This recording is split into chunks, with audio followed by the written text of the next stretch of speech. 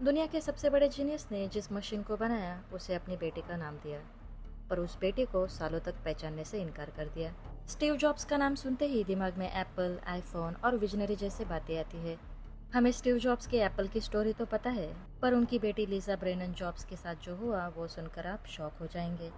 ये कहानी है उनकी सबसे बड़ी बेटी लीजा ब्रेनन जॉब्स के साथ उनके कॉम्प्लिकेटेड रिश्ते की। लीजा का जन्म 1978 में हुआ। उनकी माँ क्रिसेन ब्रेनन स्टीव जॉब्स की हाई स्कूल गर्लफ्रेंड थी। आपको सुनकर हैरानी होगी, जिस दिन लीसा पैदा हुई जॉब्स वहाँ पहुँचे ही नहीं। कुछ दिन बाद वो नाम रखने के लिए गए और फिर से गायब हो गए। इससे भी शॉकिंग बात ये थी कि जॉब्स ने सरेआम डिक्लेयर कर दिया, ये मेरा बच्चा नहीं है। कोर्ट में तक उन्होंने कहा कि वो स्टराइल यानी कि बांझ है। ज़रा सोचिए, स्टीव जॉब्स एप्पल को आसमान की ऊंचाइयों पर ले जा रहे थे और दूसरी तरफ लीजा और उसकी माँ को अपना गुजारा करने के लिए वेलफेयर यानी गवर्नमेंट की मदद पर रहना पड़ रहा था। वो घर घर जाके सफाई करके पैसे कमा रही थी। सीरियसली इतनी बेरुखी। 1980 में जब कोर्ट ने ऑर्डर दिया डीएनए टेस्ट करने के लिए, तब उसका रिजल्ट क्लियर था। 94.1% चांस था कि जॉब्स ही लीजा के पिता है। पर जॉब्स वो फिर भी डिनाई करते रहे। कोर्ट ने उन्हें $385 पर मंथ चाइल्ड सपोर्ट देने कहा।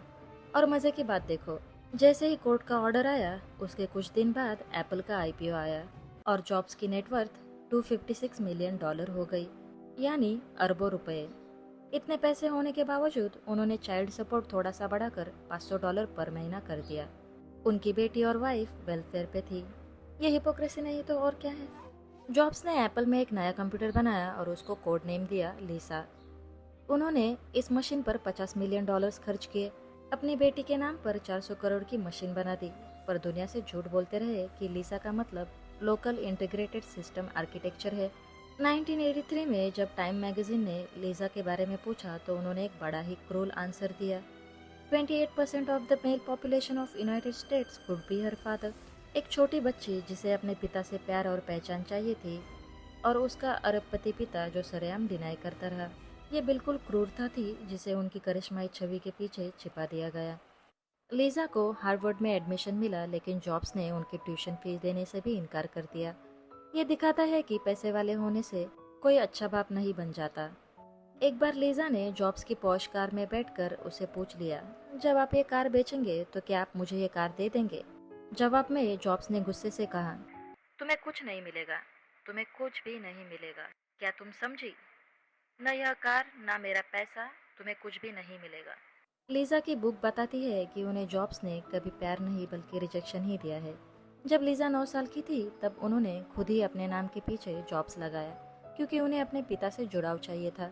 फाइनली बहुत सालों बाद जब लीजा 27 साल की थी, वो एक यॉट पे बैठी थी और उनके साथ बोनो, जो कि यूट्यूब बैंड के सिंगर है, वो भी थे। तब बोनो ने जॉब्स से पूछा और पहली बार हाँ में जवाब मिला।